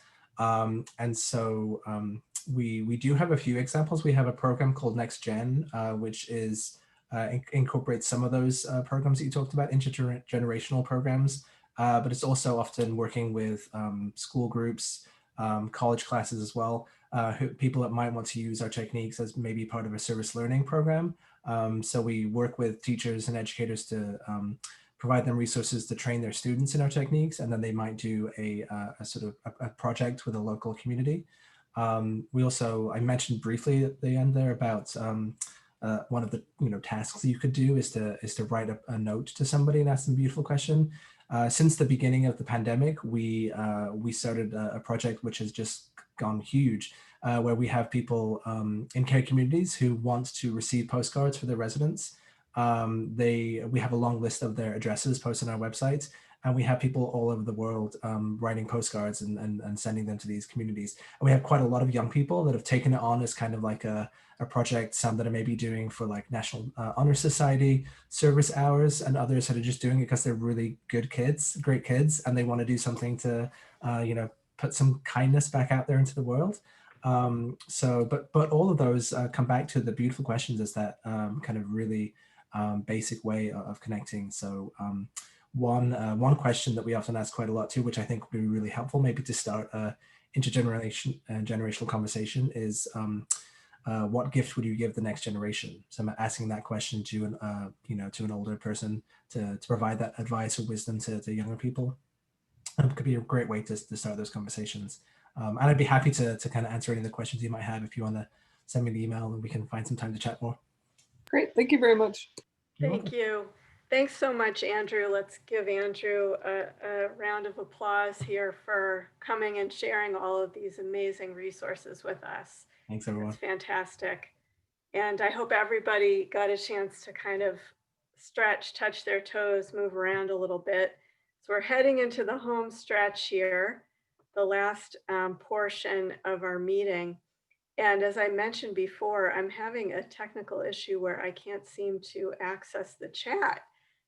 Very weird. This has never happened before. And if anybody out there knows what to do about this, if you can unmute and tell me, maybe there's some secret, but I keep trying to pull it up and it doesn't come up. So all that's to say, if you have a question or comment to make that you want me to see immediately, please just unmute yourself and say it verbally. But I'm sure the chat is there and I will be able to access it after the meeting. So feel free, if you're sharing a resource or communicating with one another, go ahead and put things in the chat. Oh, Gail, do you have an idea for me? Try stopping your screen share. Uh-huh. And see if the chat button will come back up for you, and then reshare again. There it is. Let's see if I can reshare. That's it appeared and it disappeared. So it's, oh, there it is. Okay, great. I'm not going to lose it. Thank you very much, Gail. You're welcome. And you can also, if you're using two screens. Yeah, I'm using just one. The chat box to the other screen. Yeah, I'm just using one. Unfortunately, that would be a growing edge for me. Thank you very much. So what I want to do in our last little bit of time here is go over some of the high points from the latest Percolator survey, which was on how we continue to serve guests during the pandemic. 40 people responded. Thank you to all who took the time to do that. It was interesting to see for the very first time, more than half of the responses were from outside Massachusetts. The Percolator started off just in Greater Boston, spread to the whole state and then beyond. And so we're really having, at this point, so much participation from all over. 2/3 of more than 2/3 have run their cafe for over a year. So it's mostly people converting from an in-person to a virtual program as opposed to starting a new one on a virtual basis. As you can see, there were lots of kind of host locations, senior centers, libraries, houses of worship, and a grab bag of other settings, museums, community centers, nature settings, restaurant, residents, etc., arts organizations. So most of the respondents are continuing to meet. A small number are temporarily closed. And we also know that a number of cafes have permanently closed. I think mostly those folks did not respond to the survey. But here in Massachusetts, for example, we had hit a high point of 120 cafes, and about a dozen have closed permanently as a result of the stress on their organizations due to the pandemic and just not having the bandwidth to find a new way to meet. So how are these cafes meeting during the pandemic? Majority virtually.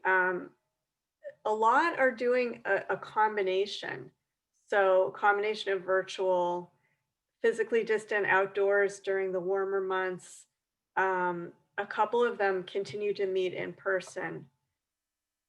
And the great majority of those who are meeting virtually are using Zoom. Some also are using telephones. So they're clearly advertising that people who don't use computers can join by telephone as well. That's something I do with my cafe. One of the respondents is using WebEx. So Zoom is definitely the most common platform. How has attendance changed since shifting to virtual? And you see here, most of the respondents are saying they have lower attendance. This is really important. I think this is something we really want to look at because I think you could argue that the need is greater now during the pandemic. So the question is, why is attendance lower? And that's something we can explore. So there were a lot of interesting comments about attendance. I'll just summarize a few of these. That a lot of cafe coordinators are reporting that the people who they're already very connected with, who have been attending over time, most of them come still, but then some just really don't like the idea of a virtual meeting. Sometimes the care partner attends, but the person living with dementia doesn't stay engaged. Volunteers still attend, although the role is different. And it really has required outreach to let people know about what a virtual cafe is and how it works. Some cafes are advertising now to a much larger geographic area. There is the National Virtual Cafe Directory. Others are working regionally with other cafe providers to offer Zoom cafes together as kind of a small network. And actually, at our March Percolator meeting, we're going to hear from some cafe coordinators who are collaborating in that way, which is a nice way to make resources go farther while organizations are coping with the pandemic. So some have found that they are getting participants from much wider geographic area. One person commented, we have people from all over Minnesota and Iowa. There was a very similar comment from someone in Colorado. I thought this was interesting. One person mentioned 2 guests who had moved away have now started joining again because they can do that from where they now live. I just wanted to zero in on a few comments about losing and gaining guests. And there's a lot of text on this page, which I apologize for. So you'll have access to these slides so you can look through everything, but I'll just sort of summarize. In the category of losing guests, there's some who say, the virtual cafes are just not the ticket. What people want is in-person connection. There are people who just are not comfortable with the technology. Some individuals find it hard to stay engaged. In addition, we know that disease progression has been hastened by the isolation, the stress of COVID. A lot of people who have contracted COVID have died.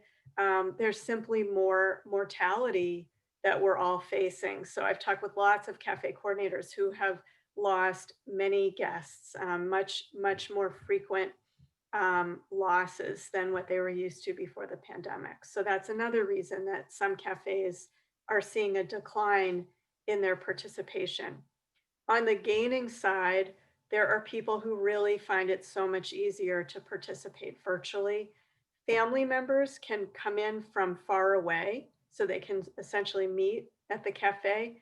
And I always like to underscore that friends can do that as well. Single individuals join and helps with their isolation. This was a comment from the survey. So in this case, people who might not have felt comfortable showing up at an in-person event solo find it easy enough to take part virtually. Some programs that people would have attended are not meeting often, like an adult day program. So there's a void to fill. So some people are actually attending more because the other things they would be doing are not available. This is an important comment. Distance is no longer a factor, but internet connectivity is. So there are new barriers.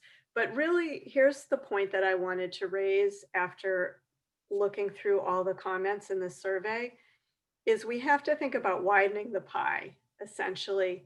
I think the cafes that are just marketing to their existing base of participants are going to find that they will have smaller attendance because some of those people either will not want to do a virtual program, will not be able to because of technology barriers, or for some people with advanced dementia, the virtual format can be confusing or disengaging.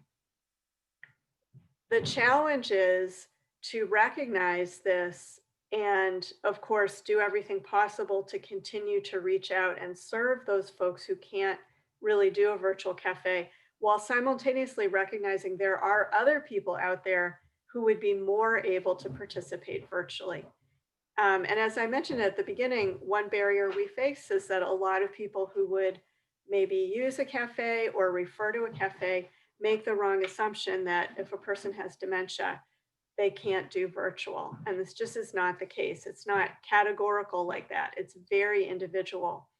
So I think if we think in terms of broadening the pie, of expanding how we're reaching out, who we're reaching out to, and then really making sure they understand what a virtual program looks like and how it works, then it is possible to gain some participants, even while unfortunately we are also losing some. 17 of the respondents said that they are offering assistance to help people with technology barriers. And this can be everything from sending instructions and recorded tutorials out to assigning a staff person to help during that sign-on process, or providing one-on-one help from staff or cafe volunteers at separate times. And I'll mention this is something that our Brandeis partners have done. There are students who have become what we call tech volunteers, and they're able to work with our cafe guests one-on-one at separate times and help them learn to do things like update Zoom or manage other platforms that they're trying to work with. There's one cafe that was able to hire a community engagement tech specialist, which is phenomenal. I'm sure that's really opens up a lot of doors. But for those who can't do that, there may be organizations in your community or available nationally that you could refer people to who can help people learn to use technology. And then there were a couple of respondents that were able to get funding to purchase and then loan out grandpads, iPads, purchase Wi-Fi, and so forth. And Amy Walsh from Boston mentioned this at the beginning, that she was able to get funding to provide, I believe it was iPads or tablets loaded with Wi-Fi to people who needed it. So the next two slides go over some pearls of wisdom that respondents to the survey provided about what makes a virtual cafe most engaging. And so I'm going to go through these, and then I think, let me see, there's just a little bit more in terms of slides, and then I want to open it up for discussion. Once again, I'll just try to summarize these. You'll have access to the slides so you can look through them in detail. But I thought this was interesting because people had different tips about the content that works, the style that works. Beautiful questions came in, bring in artists from the local music scene, hands-on activities, cultural organizations, have children participate, keep it moving, do trivia for 10 minutes and then do something else. Keep the mood light with humor, especially about tech glitches. Be flexible when an activity isn't working. So this person said, I always have a backup activity planned. But then one person also just said, our participants are just happy to see each other and they actually don't care too much what the activity is. More pearls of wisdom. So this person said it's really about creating a relationship with potential guests. If they know the coordinator, then they feel more comfortable and interested in coming. I've heard this many times that over teleconference, you almost have to exaggerate or be more energetic in order to keep people engaged. Keep the social aspect at the center. So have time for everyone to check in and chat rather than having it only be about a facilitated activity. Here's someone who uses small groups to try to get everyone involved. So I'm guessing those are breakout rooms. Have staff or volunteers available to handle tech issues so the facilitator can really keep their focus on the flow. And a lot of people said, just keep reaching out, call people, have multiple touch points over time so people do feel connected. There are a lot of things that cafes are doing to stay connected, whether or not they are running a virtual program. So some of these are cafes that are not meeting virtually and some are, but they're, again, having multiple touch points. So emails, postcards, Facebook posts, lots of phone calls. I thought this was interesting. One cafe is doing what they call call pairing. So they've been matching 2 different guests for weekly coffee chat check-ins. Another cafe is sending a monthly virtual meeting email on their regular cafe day. And that's a cafe that's not meeting virtually. So this is a way that people can sort of meet on their own. We send cards made by volunteers. That's something I've been doing at my cafe. So you also want to keep your volunteers engaged. There's a cafe here in Greater Boston in Medford, the Care Cafe, that's created a to-go bag, which contains a quilting project, which is what they would always do in person at their cafe, and other activities and materials from their Council on Aging. Several are dropping off or mailing treats. One is even able to offer grab and go meals. Obviously, these types of things are dependent on resources, but some of those ideas are very low cost. So I think this is a fascinating question looming on the horizon. What do we do when, knock on wood, people are vaccinated, the pandemic is under control, and we're able to go back to in-person meetings? And I was fascinated to see that only 2 of the respondents said, no, we would not continue with a virtual option in any way, shape, or form. 10 said, I don't know yet. So fair enough. I think this is very much a work in progress right now. And many of us, we're not even able to think ahead to post-pandemic yet. But it was interesting to see that 6 respondents said, I do plan to offer some cafe meetings virtually and some in person. And 4 said, I'm thinking to have them be simulcast so that people would be in person, but also those who want to be at home can connect that way. So a thought to end on, this is a quote from the survey that I just thought says it all. Whoops, I didn't mean to jump past it there. Sorry, 1 second. So it can work, and this is referring to a virtual program. We just have to say it will work. It goes to what we know about people with dementia, that sometimes they are capable of more than what we sometimes believe. So I think the pandemic has really required a lot of us to build a skill set that we never, ever would have anticipated. Working with technology in new and different ways. And we can do it. We are doing it. And I'm inspired every day by what I hear from cafe people around the country. So, I feel a little bit like Peter Pan here saying this, but we sort of have to believe that we can fly, and then we can. So I appreciated this note of optimism from one of the survey respondents.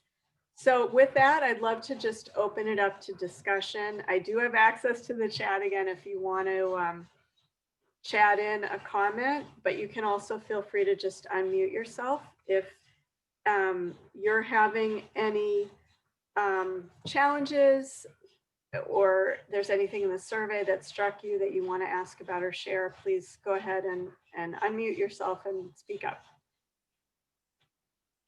I'd like to say that I've really noticed with our cafes, we've had a lower number of people, but when I talk to caregivers, that seems to be where the obstacle really is. They just, I said in the chat earlier, they just can't do one more thing. It's almost like we need to help them so that they see that their loved one can get on. I agree. We have a pretty vibrant supportive day program that's online, and we have from 13 to 15 people that participate, but they knew us from before and we worked really hard.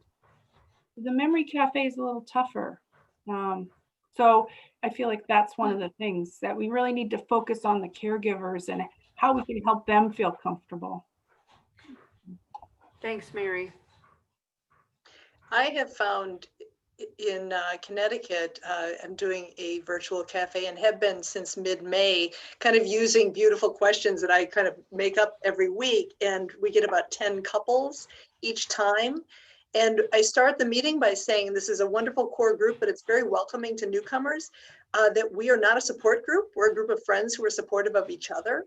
And it's been really, really cool to see how welcoming they are to a new couple now and again. You know, and it's just building their capacity to embrace each other and form relationships with each other has been fantastic. So Beth, I was intrigued by this call pairing that showed up in the survey. Mm-hmm. Is the person who shared that information on the call by any chance? Hi, Beth. Hi, Christy. Hi. Yes, our Memory Cafe, we have not resumed virtually simply from the hesitation of the group as well as expanding outside of that group for interest. But we started this back in April actually and received an overwhelming initial response. We have about 30 or so that participate in our Memory Cafe. And we had all 30 participants agree to want to participate in the call pairing. So we've matched those participants, and is what they do. Some even do it more frequently than once a week, but they make a weekly call to each other, and they call it their coffee chat calls. So, you know, how's life going? You know, are you facing any challenges, or just talking about small day-to-day conversation. And that has been a lifesaver for many of them. Some have even taken it a step further and they'll contact more than one participant. So for example, I know I have a group of 4 that, you know, kind of call each other as well. So they've expanded it beyond that. So that really has been a lifesaver to our group, having that, aside from regular communications that we do with the group. Thank you, Christy. It's really interesting. And I'm just seeing in the chat a comment from Kelly where she's saying caregivers being resistant to respite and wondering, you know, what the barriers are. And I mean, I think there could be many reasons, but I wonder if part of what people like about the call pairing is its mutual support.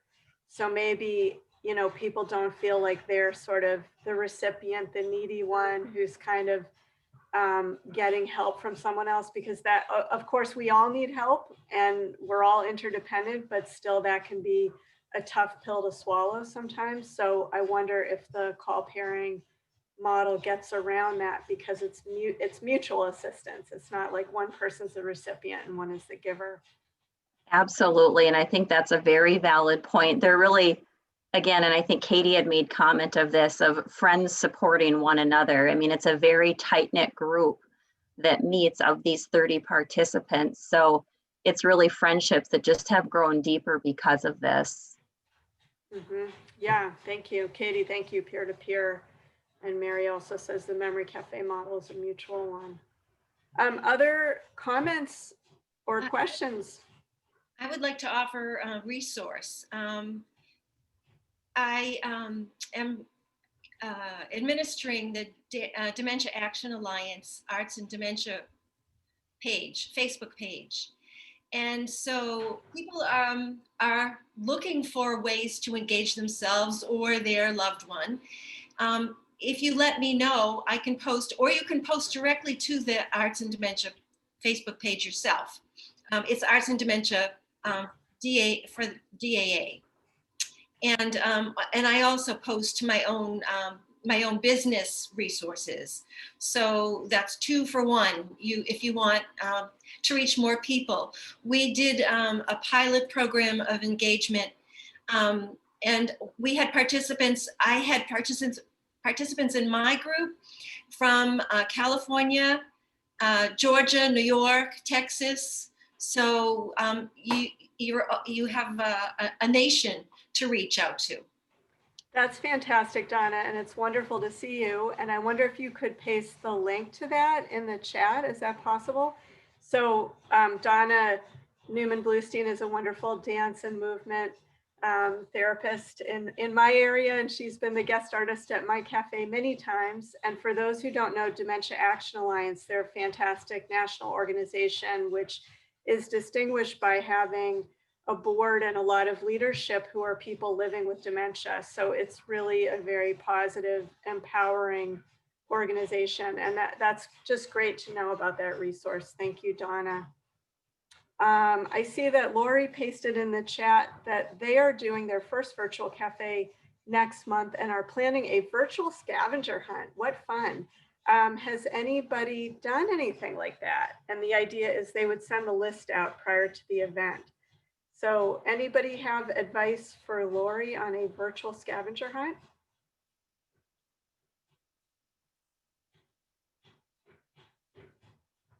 I'll just mention, I think it's really cool when we're able to do programming that takes advantage of the fact that people are in their homes. So this isn't a scavenger hunt, but one thing we've done at my cafe sometimes is have people bring something that makes them smile, or, there's different prompts. But to take advantage of the fact that people are at home and that they can easily kind of show and tell something. And it really does help people get to know one another. Yeah, we're thinking about things like, we don't have a list yet, but thinking about like just, 4 items that we would send out ahead of time, and just something like, kind of like a show and tell. Find something that you have in your house that's reminiscent from your childhood, or find something in your house that is a souvenir or a photo or a postcard from a favorite vacation. And then those could like lead into some more in-depth sharing and conversation, and somebody brings out some, a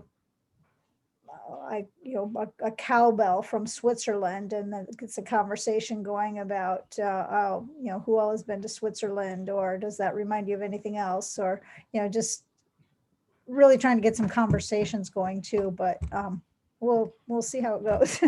That's great. Well, let us know how it goes. I think maybe a somewhat related idea, Susan McFadden in Wisconsin and Gary Glazner in New York joined forces on a kind of a camp idea this summer. I don't know if either Susan or Gary are with us today, but it involved asking people to kind of do an art and nature scavenger hunt prior to the event, and find certain things in their outdoor surroundings. Of course, this was during the summer. Camp was fabulous. So Kathy was there, who just put in the text, and then make something with it and share that on Zoom at the actual event. So that's kind of a variation with a kind of an art component to it. So I know we're growing short on time, and that's great. I see a few comments about what Gary and Susan did there this summer. So I am going to just let you know that our next quarterly meeting will be Thursday, March 11th. We alternate Wednesdays and Thursdays, and the reason we do that is sometimes people have their cafes on one or the other day, and we didn't want them to always miss. So today being Wednesday, our next quarterly meeting will be Thursday, March 11th. It's always in this time frame, 1:30 to 3:30 Eastern, which hopefully makes it possible for our friends on the West Coast to join at a somewhat reasonable time if they're able. And please reach out to me at any point with your ideas, with anything you want to share, questions. I'm happy to be a connector. And I am looking forward to getting back to the folks who wanted to be part of that little subgroup and work on how we promote our virtual cafes. So stay tuned for some new materials that'll come out of that. So with that, I want to again thank Gail and Andrew very much for putting together those presentations and sharing all that fabulous guidance and those fabulous resources with us today. That was really, really excellent. I will be posting the slides as well as the recording from this meeting at the Percolator webpage. That should go up within the week, maybe even quicker. And I will send a message out to the Percolator email list to just let everybody know it's there. So take care, stay safe, be well, wishing everybody a good December with peaceful holidays if you're celebrating, and a good new year. And may we all find some bright spots in early 2021. Take care, everybody, and thanks again.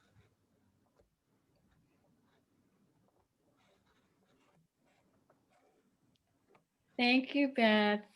Thank you so much. Thanks for being here. Yeah, it was great. Answered a lot of questions. I'm glad. Yeah. Bye. Bye-bye now. Take good care.